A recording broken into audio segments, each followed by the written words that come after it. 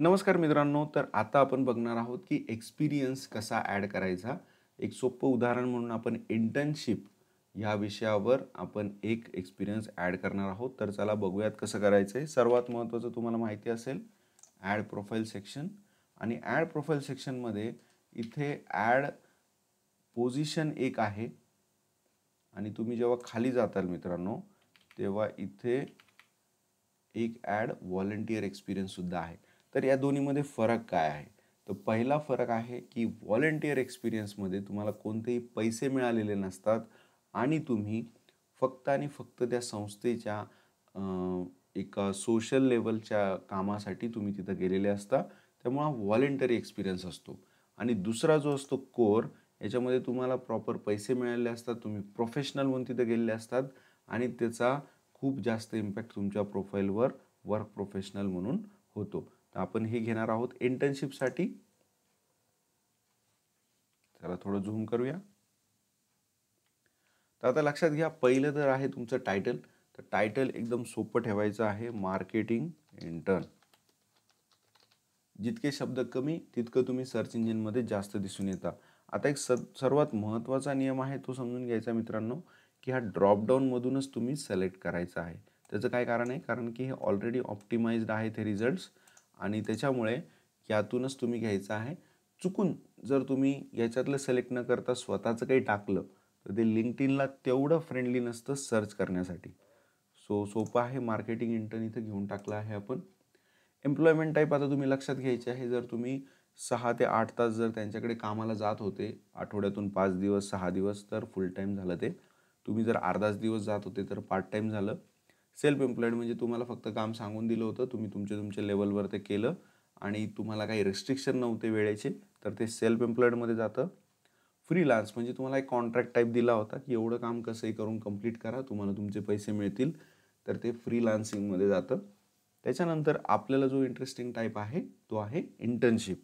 Internship का महत्त्वाचं आहे मित्रांनो? कारण की हे एज्युकेशनल डिग्रीला अलाइंड असतं आणि त्याच्याच खाली आहे ट्रेनिंग, जी की सुरुवात असते तुम्ही पहिल्यांदा एम्प्लॉय बनण्याची. तुम्हाला ट्रेनिंग दिली जात असते आणि त्यामुळे इथं आपण ट्रेनिंग टाकू शकतो. इंटर्नशिप अँड ट्रेनिंगमध्ये बरेच जण कन्फ्यूज होतात. तर कन्फ्युजनचं काही कारण नाही आहे. ज्यावेळेस तुमची डिग्री कंप्लीट झालेली असते तेव्हा तुम्ही ट्रेनिंग टाकू शकता. जर तुमची डिग्री अजून कंप्लीट नाही झालेली तर तुम्ही इंटर्नशिप टाकायला हवी. तर आता इंटर्नशिप आपण इथं घेणार आहोत. कंपनीचं नाव इथं व्यवस्थित टाईप करायचं आहे मित्रांनो आणि इथं पण तोच रूल आहे, तुम्ही ड्रॉपडाऊनमधलंच ऑप्शन सिलेक्ट करायचं आहे. कारण की खूप साऱ्या कंपन्या, खूप सारे ऑप्शन्स आपल्या इथं येत आहेत आणि लक्षात घ्या, इथं लोगो जर नाही आला तर ते छान दिसत नाही तुमच्या प्रोफाईलला. त्यामुळे लोगो येणं हे सर्वात महत्त्वाचं आहे. आता बघा, मी इथं सगळे ऑप्शन्स चेक केले आहेत. वेगवेगळ्या इंडस्ट्रीज तुम्हाला इथं टायटलमध्ये दिसत असतील. तर आता आपण जे काम केलं ते सॉफ्टवेअर इंडस्ट्री होते.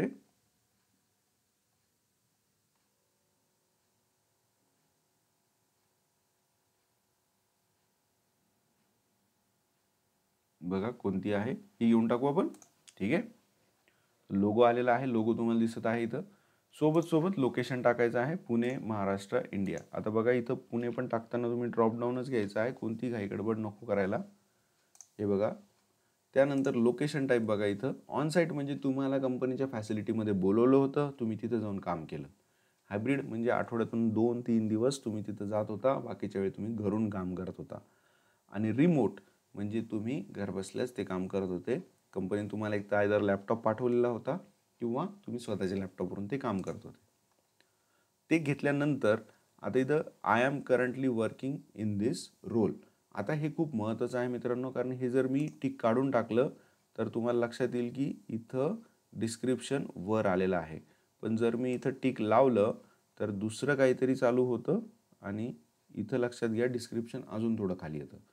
तर आपण आता वर्किंग आहे असं दाखवूयात. लक्षात ठेवा मित्रांनो, जर तुम्ही स्टार्ट इयर नाही टाकलं तर हे त्यातल्या त्यात कन्सिडर होणारच नाही आहे लिंक्डइन मार्फत, कारण की हा डेटाच फॉल्स दाखवला जाईल. त्यामुळं जर इयर तुम्ही नाही टाकलं तर समजून घ्या की हे कुठंच कन्सिडर होणार नाही आहे. सो बेसिकली इयर टाकणं खूप गरजेचं आहे. इथं तुमची कोणती जर पोझिशन असेल तर ती तुम्ही एंड करू शकता. इंटर्नशिपला त्याचं काही एवढं महत्त्व नाही आहे.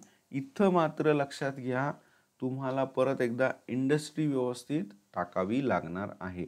आता बघा, आपण इथं शोधूयात कोणती आहे आणि कम्प्युटर इलेक्ट्रॉनिक्स मॅन्युफॅक्चरिंग असं आपण इथं काहीतरी टाकूयात. ही इंडस्ट्री झाली. हिला ब्लँक सोडायचं नाही आहे. इंडस्ट्रीला स्टार केलेलं आहे. ही खूप छान आहे इन्फॉर्मेशन आणि हीच तुम्हाला चांगले रेकमेंडेशन आणून देणार आहे. इथं प्रॉपर लिहिलेलं आहे. त्यामुळे इंडस्ट्री व्यवस्थित सिलेक्ट करायची आहे ड्रॉपडाऊनमधून. डिस्क्रिप्शन तुमच्या कामाबद्दल तुम्ही लिहायचं आहे. तुम्हाला याच्याबद्दल काही जरी अडचण असेल तर तुम्ही माझी मदत घेऊ शकता.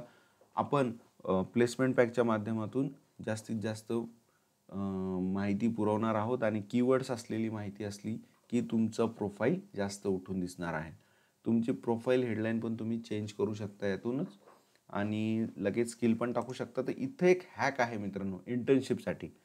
तुम्ही जी डिग्री आत्ता घेत आहात त्याला जी स्किल तुम्ही टाकली आहे ती स्किल याच्यात पण कॉमन असायला हवी. त्याचं मेन कारण आहे की त्या स्किलवर तुम्ही जास्त काम करताय. आता उदाहरण देतो मी इथं प्रोजेक्ट मॅनेजमेंटचं.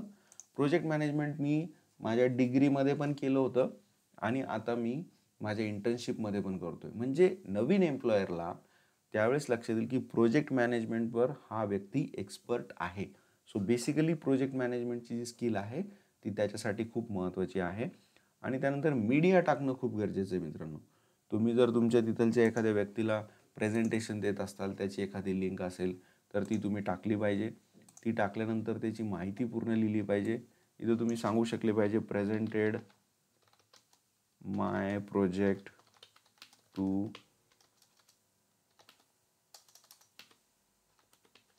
VP ऑफ कंपनी वगैरे वगैरे. आणि इथे त्याचं डिस्क्रिप्शन तुम्ही लिहायचं आहे. काही मदत लागली माझ्याकडून तुम्ही ते घेऊ शकता. बट डिस्क्रिप्शन टाकल्यानंतर काही कीवर्ड जनरेट होतात आणि त्याच्यानंतर तुमचा जो प्रोफाईल आहे तो जास्त कॅची दिसायला लागतो मित्रांनो. सो बेसिकली काही गोष्टी आहेत ज्या इथं आपण प्रॉमिनेंटली टाकायच्या आहेत. याच्यात काही जरी अडचण असेल तर प्लीज तुम्ही मला आधी विचारा. सबमिट करायचं सेव्ह करायच्या आधी. असं काही नाही, आपण नंतरही फ्युचरमध्ये चेंजेस करू शकतो. चुकलेल्या स्किल्स, एज्युकेशन्स आणि पोझिशन्स डिलीट करू शकतो. बट काही वेळासाठी का होईना पण लिंक्डइनमध्ये तो गार्बेज डेटा असतो आणि त्याचा कुठे इम्पॅक्ट होईल आपल्याला माहिती नाही आहे. त्यामुळं सेव्ह करायच्या आधीसुद्धा तुम्ही माझी मदत घेऊ शकता. सेव्ह झाल्यानंतर सुद्धा तुम्ही डाऊट असेल तर विचारू शकता. सो मित्रांनो, इथं आपण सेव्ह बटन दाबल्यानंतर हे जे एक्सपिरियन्स आहे ते ॲड होणार आहे. बट माझी प्रोफाईल आत्ता लाईव्ह आहे. मी हे फक्त एक्झाम्पल म्हणून तुम्हाला दाखवत होतो. त्यामुळे मी सेव्ह बटन दाबणार नाही आहे. मी इथं कॅन्सल बटन दाबतोय आणि चला तर आपल्या मेन ओरिजिनल माझ्या ज्या एक्सपिरियन्सेस आहेत त्याच्याकडे वळूयात.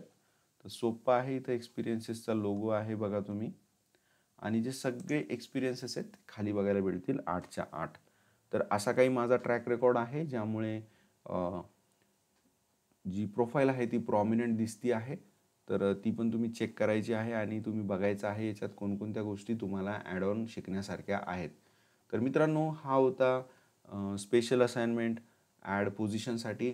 तुम्हाला जर यात काही जरी डाऊट्स असतील तर प्लीज असाइनमेंटमध्ये कमेंट करा आणि जर एक्स्ट्रा काही मदत लागत असेल तर तीही नक्की कळवा मित्रांनो. कारण की आपल्याला छान अपीलिंग प्रोफाईल बनवायची आहे आणि सगळ्यांना खूप खूप शुभेच्छा असाइनमेंटसाठी. धन्यवाद.